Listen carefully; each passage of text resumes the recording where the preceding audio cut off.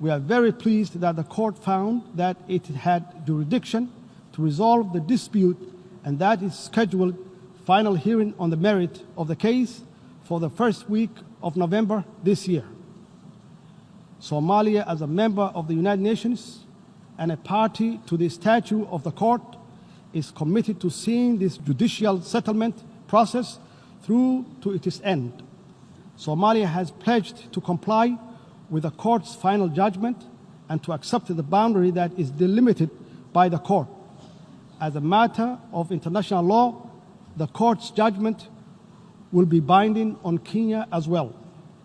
And we trust that when that judgment is issued and the boundary is established, a lasting settlement of this long-lasting dispute will finally be achieved. In addition, on September 3, 2019, Peace and Security Council concluded that African Union is not empowered to intervene this case before the court.